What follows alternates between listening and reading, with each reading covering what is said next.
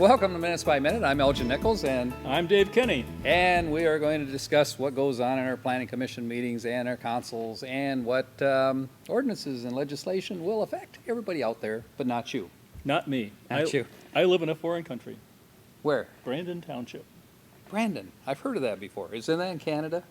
Not quite, but that's where I'm going on Monday. It is. What are you doing in Canada? Oh, never mind. That's a whole different subject. We're back to the people here. Let's talk about the Charter Township of Oxford, the Planning Commission Economic Development Subcommittee. Now, that's a mouthful. That is a mouthful. Is there an abbreviation for that?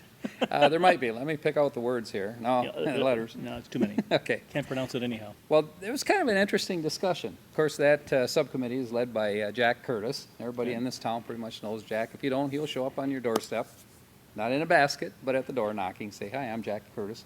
But anyway, he's a pretty friendly guy. He carries on a pretty good chairmanship. You know. The other two people that are in this special committee is Todd Bell. And Todd, again, another individual that carries on a good... Of course, it has to be said that this particular subcommittee does not meet on a regular basis. They're scheduled on a regular basis, but often their meetings are canceled. So having actually scheduled and had a meeting, there must have been something important to discuss. Well, they've got other meetings coming up, and I'll talk about those in just a moment, but Ed Hunwick is the other person that was there, and this was the August 4th meeting that they had. One thing that Jack opened up with is that there's an economic development meeting that they want to have for October 1st, a special meeting in which they're going to have people that are interested in construction, development in this area, are looking for different opportunities, or those people that are having problems with existing property for some reason, and they want to know kind of what ways the township can help them, you know, better use their property. Or Are we talking commercial properties here? commercial properties. It can be domestic property too, but primarily we're talking about commercial at this point. We'll talk about the domestic too, because they did discuss that part of it. Oh. Another thing that they're going to have to bring up with all these developers that they're going to meet with is that there are some increases coming down the line, which we talked about at different meetings. Planning Commission has indicated that the water rates are going to go up, the connections. The sewer. The sewer. Oh, you want to get in the sewer again, huh? No. Okay. But if it comes in, it has to go out. right. But of course, Jack Curtis's position on this is that they have to have an increase on these because everybody else is doing it, and apparently we're in alignment now. But get this. For a commercial property, what used to cost $1,200 will now cost $24,000 for a permit. Whoa. 1,200 to 24,000? $24,000. Whoa. That's what Ed Hunwick That's said. not a typo, is it? No, it's not. And Ed Hunwick went, whoa. But. Because I don't think he was present, you know, when they went ahead and passed this. But Wow. Eyebrows must have shot right to the ceiling. but they have been behind so long, Oh. you know, in their rates situation for years that they've been pulling money out of the general fund. So, Okay. And Jack explained that to Ed Hunwick, who was still saying, but. And I give anyone the stutters. right. Well, then Jack pointed out, he says, well, you know, he says that we have a $12 million water bond, he says, that we're not covering. So he said that has to be covered too somehow, as well as, you know, the other rates that we're not How much is getting. outstanding on that water bond? I don't know what the outstanding would be, but it's 12 million is the total bond. I don't know what would be Initially. outstanding initially. Okay. But I imagine it's quite substantial yet. Otherwise, he wouldn't be talking about it. No. And Ed wouldn't be still That's one going, of those- but. That's one of those elephants that strolls to the living room. Right. But you got to appreciate Ed's position on this is that he doesn't see reasons why there ought to be these kind of increases for sure, but basically any kind of increase. Just you to better have a good reiterate, exalt, that 1,200 to reason. 24,000 is going to impact who?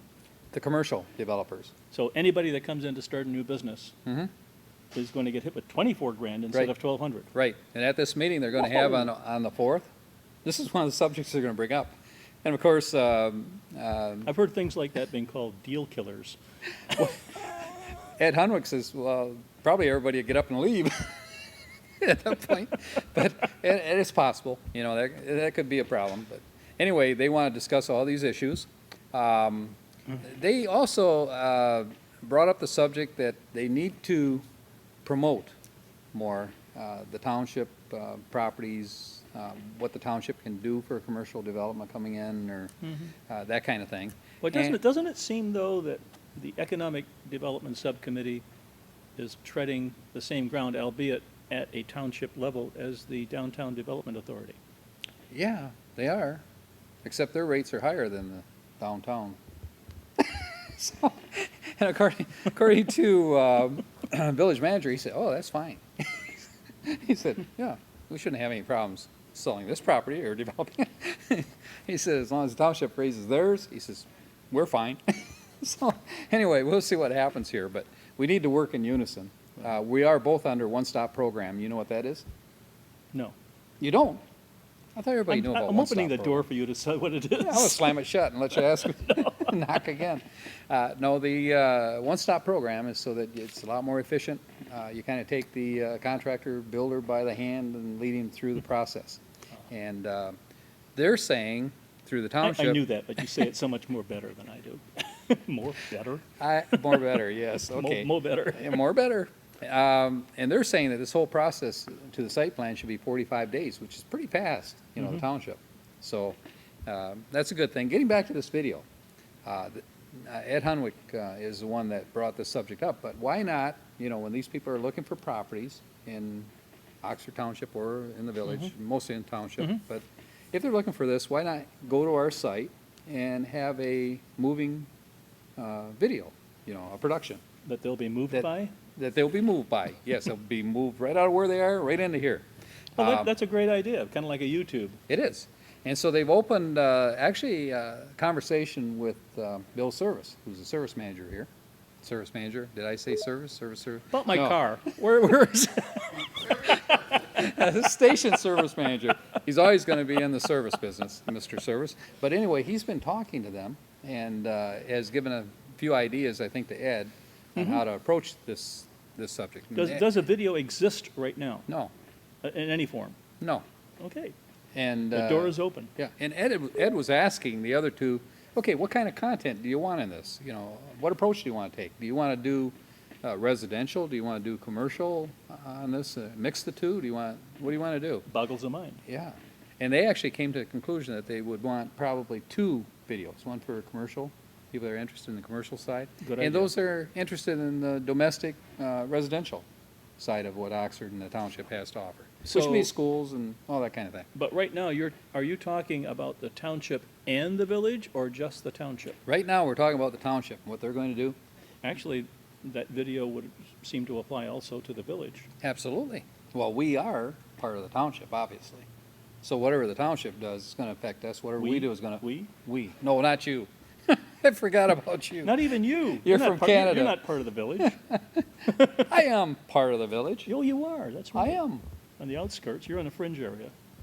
Holy smokes. Hey, folks, while I explain this to them, we'll be back in just a moment. Yay, village.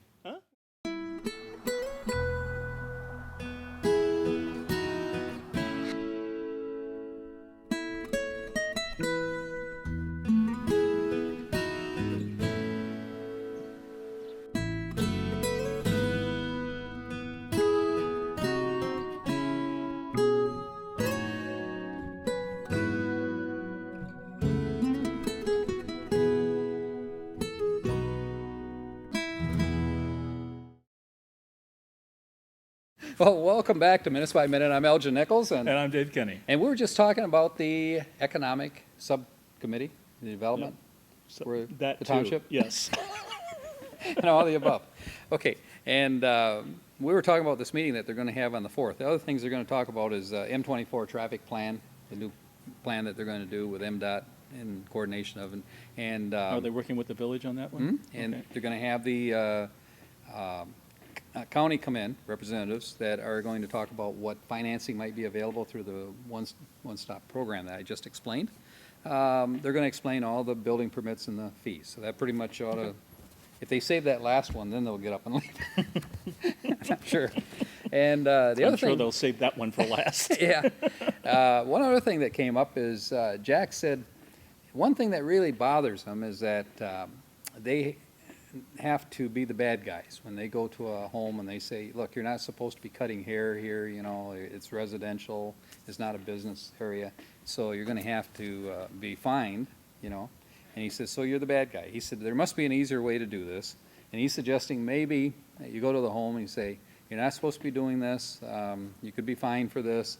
Here's an option for you. There, you can probably seek, you know, a spot downtown with one of the existing salons or whatever, see what you could work out, you know, to get you moved. That's a very patient approach, but patience has its Yeah. limits. Now, let's talk about the real thing. Ed Hunwick jumped on this one. And he says, well, he didn't see how that would work as such because traffic volume that you have running in and out of the residential area, you've got more people traveling. Well, that's true. And Parking. Yeah, he said, let's take, for example, if there's a groomer that's working out of their home. The groomer has the dogs. They go out and they do what on the lawn? They come in, they cut their hair, and what do they do with the hair? I don't know, but they have traffic too. That could be a problem. The other issue that came up is that these aren't brick and mortar people and such. They're buying their home and they're paying taxes on the home, but they're not paying business tax, and they probably don't have a business license to be operating. The other thing that came up, lots of things that came up in this one, was that, Sounds like whack-a-mole. yeah, you're in a residentially zoned area, and of course, it's a residentially zoned area for a reason, not business zone, and, you know, because you need some type of continuity in this thing and uniformity to make this work. And you have this guy that all of a sudden he decides he's going to fix cars, and then you got tires out in the front lawn, you got wrecked cars all around. What do you do then? I'm sure you're, you know, dealing in hyperbole here because we actually don't have people like that, do we? Well, yes, we do. We do. We do. There's a guy in town that just got a permit, or not a permit, but he didn't get a permit. He's summoned to go to court. Oh, Yeah, opened his own garage right in a residential area. That's a no-no.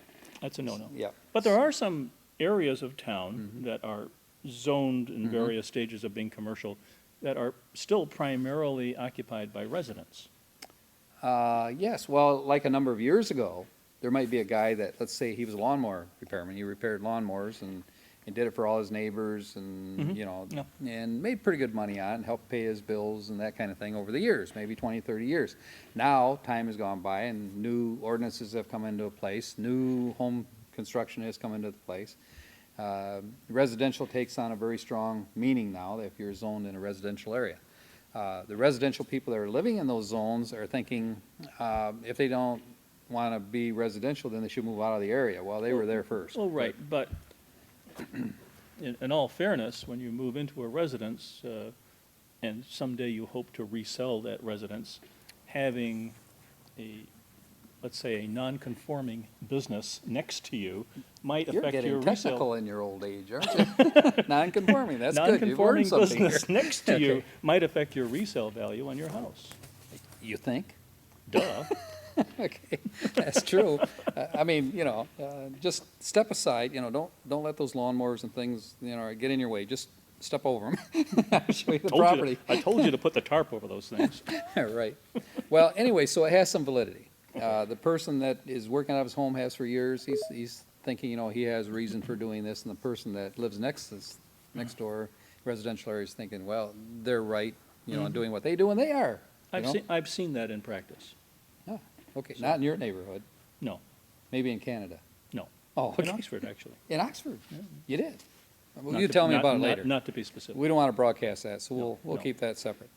Okay, so, that's pretty much, one thing that Jack Curtis said is that he would like to see a full-time zoning officer come in that would handle all this kind of stuff. Well, doesn't They don't have a full-timer.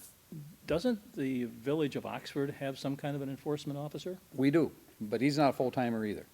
But you could make him one We could make him one by doubling up his duty with the township. by merging. Merging, oh, that's a dangerous word. You didn't say it, but you kind of waltz right around it. I certainly did. I saw that dance. Yeah, the cone of silence came over us and went, Yeah, whoa. right. Anyway, that's another subject that I know we're gonna hit on down the line here. Yeah. Do you know that too? CJ loves that subject. Who's CJ? CJ Carnacchio? Yeah, what does he do? Oh, he loves the idea of merging the village and the township. But what does he do? He is the editor of the Oxford Leader. What took you so long? I'm trying to find out. Maybe they don't know out there. Okay, CJ is the editor of the Leader, Yes. and he's quite vocal on his opinions. And he should be. I mean, that's his right. Well, He's he's an no American wallflower, citizen. that's for sure. Well, I'll tell you what, people do understand the issues once he gets them in the paper. That's true. That's Yep. true. And they talk about them too. And that's something that happened too, which is interesting. I happened to go get a haircut. How's it look, by the way? I don't know. Is it as No, good as not mine? you. I got a little light shining there. I can't quite see. I know. I told him to reduce the glare. He couldn't do anything about it. So anyway, some interesting things came up in this barber shop, and we'll talk about that in just a few minutes. But what do you know what's going on in the township? Anything special? Are we talking about our schedule? Well, yes, we could if you want. Okay, then. Well, on 9/10, we have the the Oxford Township Parks and Rec Committee, and that's at 7 o'clock. And at 6:30 on the same day, the Village of Oxford Council, important meeting. On 9/11, at 7 o'clock, the Oxford Township Board of Trustees, and at 6:30, the Oxford Board of Education. On 9/12, at 7 o'clock, the Oxford Township Planning Commission, we just talked about, but that's the parent body. Right. And on 9/16, at 6 o'clock, the Oxford DDA, Downtown Development Authority, the sister group of that one. And on 9/16, at 6 o'clock, the Oxford DDA, already covered that, and at 7:30, the Addison Township Board of Trustees. Okay. So we'll have more information about Addison. It's been a while since we talked about Addison. We did Yeah. talk about Leonard Right. in the last meeting, which is rather interesting, I thought. Did you ever get any letters from them, by the way? What did I do? You Why, did why lots should, of why things. should I, why should I get letters from them? I'm surprised you didn't, along with the little box with something that maybe would make a ticking sound. Anyway, it was What an did I- interesting what did I story. You say have to now? catch that segment, and you can catch it by going to occtv.org and just click on PEG, or you can go to YouTube and watch many of these programs. I think with that, Or tune in to our broadcast, OCTV on Channel 97, or other channels. On AT&T, it's Channel 99. If you go to any one of the municipalities, Village of Leonard, Village of Oxford, Addison Township, Oxford Township, you should be able to see what we're broadcasting. now he's out of breath. We're going to take a break. We'll be right back.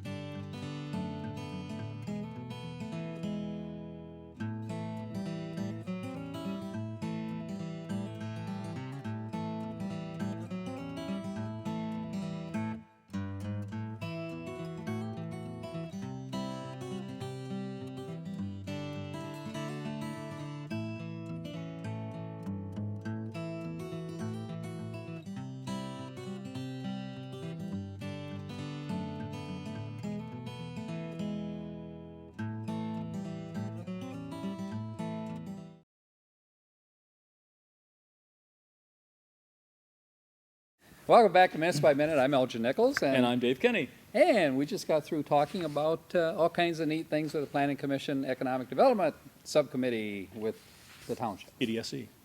Hey, that's good. Yeah. You figured that out in between, huh? Still Now, can't pronounce it. let's talk about some of the things that are going on with the Oxford Village Council. Okay. They have a meeting coming up, as you said just a few moments ago. I think that will be a rather lively meeting. Why is that, sir? Well, there's a number of issues that did get covered in the last meeting. A couple Not of to your amusement. Not to my amusement, no. It seems as though the people of Oxford won't be voting to see if they're going to keep the 911 local here or have it go to Oakland County. And that was a big issue, too. A lot of money involved Yeah, over $250,000 was Yikes. involved per year. per year. And, get this, $114,000 in upgrade of equipment, plus $8,000 a month for maintenance. And Now they- we're, now and we're they- stuck. Yeah, and three commissioners, or three council people approved, kind of ramrodded this thing through so that it will never go to a vote of the people, because an agreement was made with 911 for Lake Well, Orion. And the thing is, of course, having invested that much money, it makes it kind of an immovable object at Yeah. that point. Right, you have the equipment, now if it were to go to vote of the people, you have all this equipment, what are you gonna do with it? Right. You also have signed a contract with Lake Orion for 3 years to take on their 911 service. So they're not going to have 911, it'll be handled through Oxford. By making those commitments, they have pretty much nailed this thing down where the people will not vote. Exactly. Is the way I look at it. Exactly. So, Unfortunate, but Done that's the way deal. it is. Yep. So, that being said, there's a couple other things coming up the line, and one of the things at the next meeting, when was that meeting? the Village of Oxford Council on 9/10 at 6:30. Okay, so you'll want to be there because they're going to talk about sign ordinance. And the sign ordinance is all set to go. It was approved for the first reading. There's going to be 2 more readings yet. And the first reading was to pretty much to get it on the move, because otherwise. When they it's- say the first reading, do they actually read it to the public at Yes. that point, the whole thing? Well, Or do it's- they simply acknowledge that they've read it? What do you think? I think they acknowledge that they've read it. You're right. Okay, I knew you knew. Okay, so. But just in case, Yeah. you came to the meeting expecting to hear the whole thing, you won't. No, you will not. But it is in the newspaper, Okay. Leader, All and right. that's where they publish it. So you can get a copy of it in the Leader. You can also get a copy of it by going to the village offices on Burdick Street. One of the issues that I ran into was that I ended up going to the barber shop, and the way they talk in a barber shop, lots of people in there. And the Sometimes sign. it's like the nerve center of the community. Yes, it has a good testing ground. But the thing that came up was the sandwich boards. The These are what? Sandwich boards. Oh. These things that are at an angle that they put out. They feel that it's a must, that they have to have these to generate business for their business. They, Businesses like the barber shop, and there's a karate company, and there's others, people that were there, they were owners. And they are very upset that, the DDA suggested that they not have those if they're going to represent, let me ask the you a question. businesses. Let me ask as you a such. question. Probably know the answer already, but they don't, part of the sign ordinance doesn't allow signs that are perpendicular to the building, do they? Like above the door? right. Or do they? Well, they do. They do. They do. If they're in accordance with the general design, Okay. requirements of the village. All right. And there are some Because unique I know most of them requirements. are flat on the building. There are some that are flat. At one time, they couldn't be illuminated. If they were flat, they had to be externally lighted. Okay. But now, the new ordinance says that they can be internally illuminated. Okay. Not using neon or anything along those lines. No but- neon, no LEDs, Well, it can be backlit LED, that wouldn't be a problem. but not specific pixel. Not pixels, right. Right. And Good word. Little pixels. Well, I'll get pixelated from time to time. Pixelator, okay. They did have one sign that they approved, which is a lighted sign for a gas station outside of town. That was approved prior to this ordinance. Right. So- But that had some restrictions built into it in terms of its changeability. That's right, it did. So that really isn't an issue involved here, but the sandwich board signs are.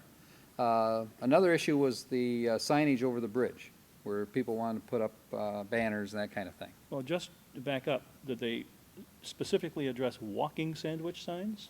Well, to me, a sandwich sign is a sandwich sign, like you said. if There's it's- static and if there's it's lunch- dynamic. We'll call it static and dynamic. But if it's a sandwich to go, it doesn't matter. A sandwich is a sandwich, right? But Is that the some way it are, works? some are just little guys and some are big dagwoods, you know what I mean? Yeah, I do, yes. So anyway, I think, and by the way, they said, we will be at the next meeting. Whoa. So pitchforks, what'd you say? Pitchforks and, Pitchforks and torches meeting. yeah, there you go, along with the ox or whatever, Well, a gourd ox or something, we usually some- put it. only if someone oxes in gourd that night. Right, so I think that's gonna be a pretty lively meeting, and if you have some input, then you'll wanna come to this meeting, and it's when?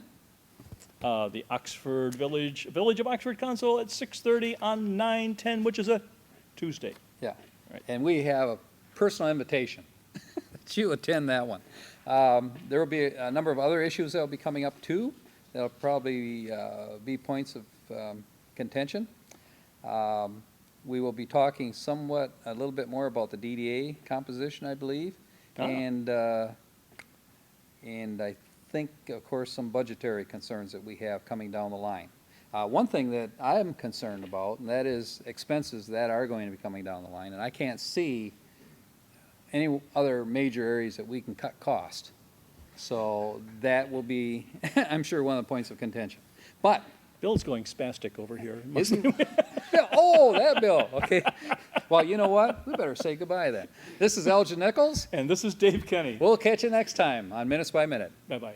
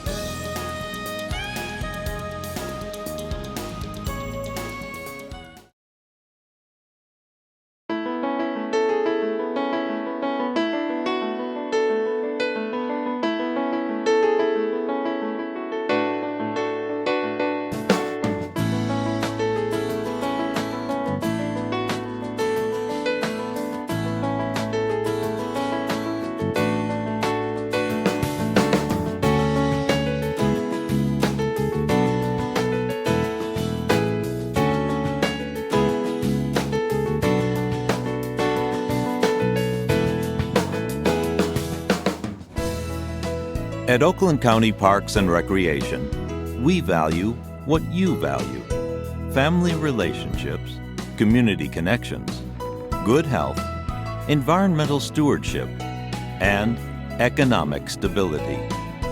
Oakland County residents and businesses have invested in preserving nearly 7,000 acres of parkland. Since 1966, 13 parks and golf courses have been acquired, maintained, and improved. Oakland County parks and facilities are made possible by millage funds supported by Oakland County residents. For a home valued at $200,000, the homeowner pays less than $25 per year to support the Oakland County parks. With every generation, families create lifelong memories at Oakland County's award-winning parks. From exciting summer escapades and stories around the campfire to brisk fall walks on wooded trails and snowy winter outings, the outdoors beckons year-round.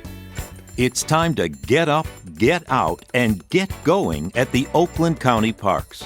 Active recreation options abound. Cross-country ski or mountain bike on tree-lined trails.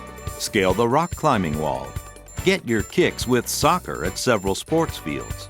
Row or paddle a boat on 4 picturesque inland lakes. It's an easy journey. Most parks are just a short drive away. A quick tip: all our parks and golf courses end in Oaks. To find your favorite, just go to DestinationOakland.com. Click to pick Oceans of Motion water parks at Red Oaks and Waterford Oaks, the Wint Nature Center at Independence Oaks, Teen Adventures, and even entertainment to go. When outdoor adventures on your list, there's fishing, beaches, boating, playgrounds, and seasonal hunting. The campgrounds at Addison Oaks and Groveland Oaks feel like being up north with plenty of recreation options. Want to get fit? Hit the trails. Oakland County Parks boasts more than 68 miles for strolling, walking, hiking and running, biking, or horseback riding. If the links are your lure, 5 golf courses, including Premier Course Lion Oaks, are conveniently located. Make Glen Oaks or White Lake Oaks your home course. Get an up-north feel at Springfield Oaks, or play a quick 9 at Red Oaks. You're watching OCTV, Oxford Community Television, serving Oxford, Addison Township, and the Village of Leonard.